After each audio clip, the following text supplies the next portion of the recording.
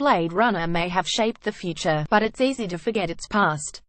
Now universally accepted as a classic, Ridley Scott's future noir fantasy from an android hunting novel by Philip K. Dick flopped in 1982, widely dismissed as an exercise in ravishing emptiness, as eye-catchingly hollow as Rachel, the glamorous replicant played by Sean Young. Late in the day recuts didn't help, adding an explanatory narration and dopey happy ending following negative test screenings. Indeed, it was only when Blade Runner was reconfigured via a 1992 director's cut, and later Scott's definitive final cut, that its masterpiece status was assured, sitting alongside Fritz Lang's Metropolis and Kubrick's 2001 in the pantheon of world-building sci-fi. No such tribulations await Blade Runner 2049, which has opened to the kind of critical adoration that sorely evaded Scott's original. Yet a rival director Denis Villeneuve's audacious sequel, co-written by original screenwriter Hampton Fancher, really is as good as the hype suggests, spectacular enough to win over new generations of viewers, yet deep enough to reassure die-hard fans that their cherished memories haven't been reduced to tradable synthetic implants.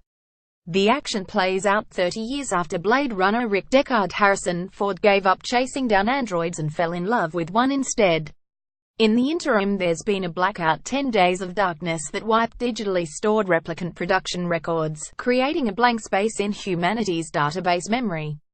Promos for the off-world colonies still burble through the acid rain, jostling for attention amid corporation logos for Sony, Atari, Coca-Cola and Pan Am. Benjamin Wallfisch and Hans Zimmer dance around memories of Vangelis themes, creating a groaning, howling soundscape through this dystopian swamp. Ryan Gosling's Kay walks in Deckard's footsteps, tracking down wayward androids and retiring them. How does it feel, asks Dave Bautista's Sapper Morton, taunting this deadpan hunter that he can only do his job because he's never seen a miracle, an enigmatic phrase that will haunt Kayanis as he attempts to unravel its meaning. Kay lives in a pokey apartment with his virtual girlfriend Joanna Dramas, a holographic artificial intelligence who seems to exist in the same world as Samantha from Spike Jonze's Her.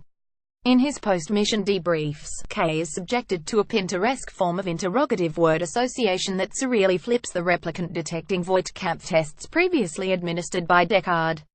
After years of being an unflappable killer, the constant Kay is experiencing doubts about his job, his memories and his nature.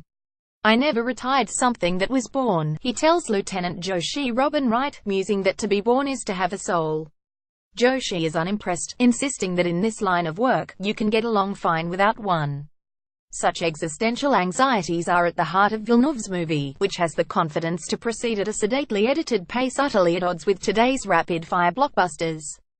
Mirroring and inverting the key themes of its predecessor, Blade Runner 2049 swaps unicorns for wooden horses while retaining the visual grandeur that fired Scott's film. From vast landscapes of grey rooftops and reflectors, through the rusted shells of post-industrial shelters, to the burnt-acre glow of radioactive wastelands, cinematographer Roger Deakins conjures a twilight world that seems to go on forever. Bright candy colors are restricted to the artificial lights of advertising and entertainment. Architecturally, the production designs evoke Robert Wiene's The Cabinet of Dr. Caligari, all angular lines and expressionist shadows. Elsewhere, we encounter statuesque nods to Spielberg's AI artificial intelligence, along with a self-referential homage to Kubrick's The Shining, outtake footage from which was incorporated into the original release of Blade Runner. Soul survivors Robin Wright and Sylvia Hoeks LT Joshi in love in Blade Runner 2049. Photograph Stephen Vaughn. Warner Brothers Pictures via app. The sights are staggering, yet the real triumphs of Blade Runner 2049 are beautifully low-key. Carla Yuri injects real magic into a heartbreaking, dream-weaving scene. Sylvia Hoeks rivals Rutger Hauer's love, the ass-kicker with terrifying tears, and Anna de Armas brings three-dimensional warmth to a character who is essentially a digital projection. Narratively, Fancher and co-writer Michael Green pull off a remarkable narrative sleight of hand that leaves the audience as devastatingly wrong-footed as Gosling's cosmic detective.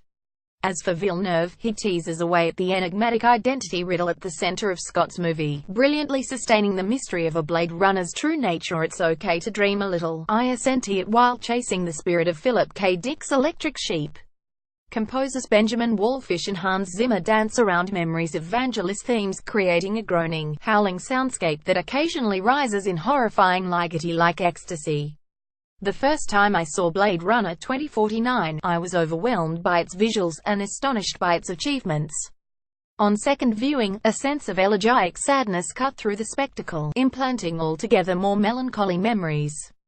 Both times, I was reminded that Blade Runner editor Terry Rawlings had described Scott's original as a grandiose art movie and marveled at how perfectly that phrase fitted Villeneuve's new dreamy vision. How's that for a miracle? Watch a trailer for Blade Runner 2049.